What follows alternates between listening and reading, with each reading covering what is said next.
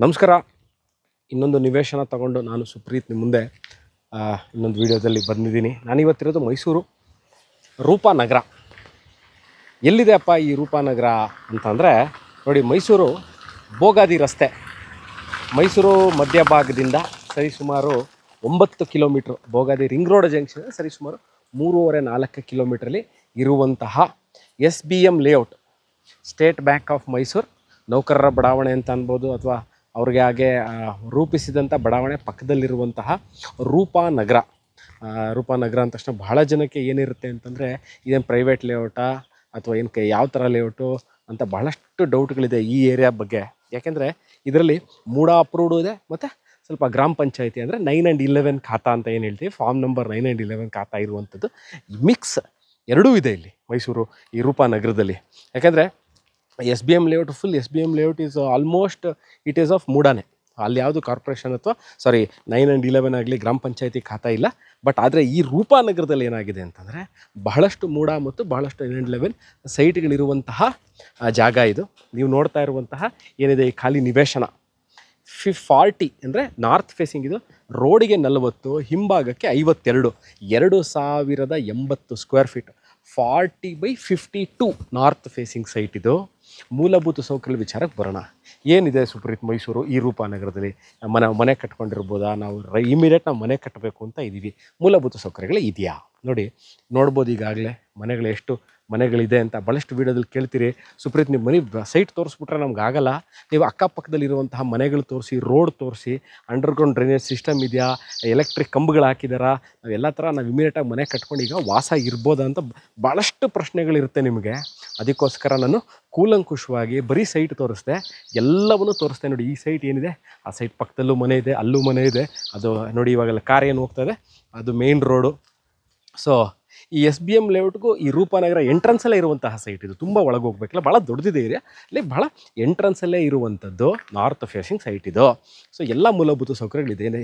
UGD ಬಗ್ಗೆ ಭಾಳಷ್ಟು ಪ್ರಶ್ನೆ ಇದೆ.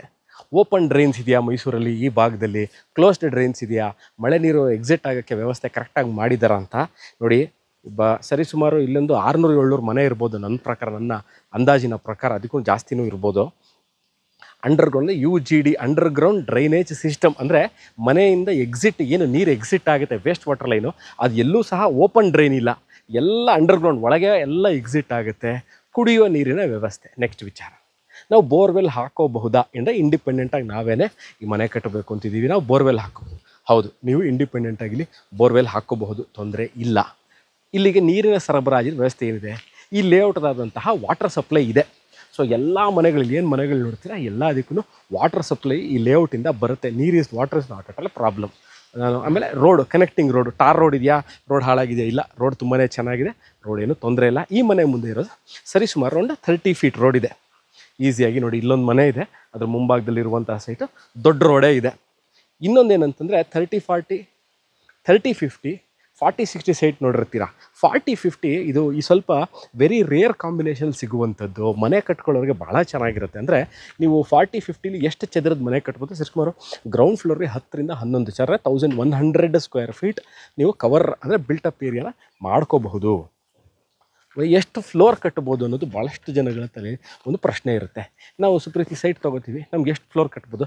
ನೀವು 2-2.5 ಫ್ಲೋರ್ನ ಅಧಿಕೃತವಾಗಿ ಕಟ್ಟಬಹುದು.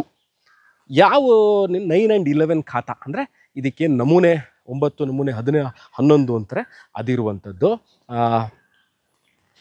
ನೀನು ಈಗಾಗಲೇ ಹೇಳಿದಂಥ ಎಲ್ಲಿದೆ ಇದು ಅಂತಂದರೆ ಬೋಗಾದಿ ರಸ್ತೆಯ ರೂಪಾನಗರದಲ್ಲಿರುವಂಥದ್ದು. ರೂಪಾ ಹೌಸಿಂಗ್ ಸೊಸೈಟಿಯಿಂದ ಅಲಾಟ್ ಆಗಿರುವಂತಹ site which is for sale.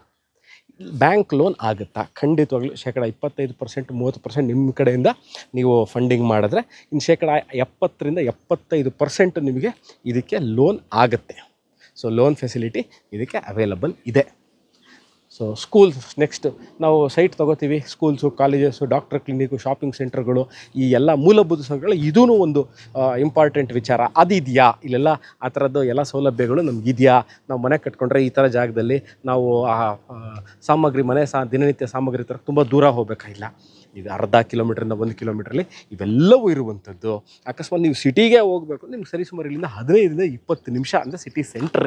ನಾವು ಏನು ಇವತ್ತಿನ ದಿವಸದಲ್ಲಿ ದೇವರಾಜ ರೋಡ್ ರಸ್ತೆ, Sayaji road, Mannas market, Mysuru palace ಅಂತ ನಾವೇನು ಹೇಳ್ತೀವಿ, ಹಾರ್ಟ್ ಆಫ್ ದ ಸಿಟಿ ಅಂತ ಏನು ಹೇಳ್ತೀವಿ, ಅಲ್ಲಿಂದ ಸರಿಸುಮಾರು ಇಲ್ಲಿಗೆ you can take it as 15 to 20 minutes ಡ್ರೈವಲ್ಲಿ ನೀವು ಸಿಟಿ ಸೆಂಟರೇ ರೀಚ್ ಆಗಿಬಿಡ್ತೀರಾ.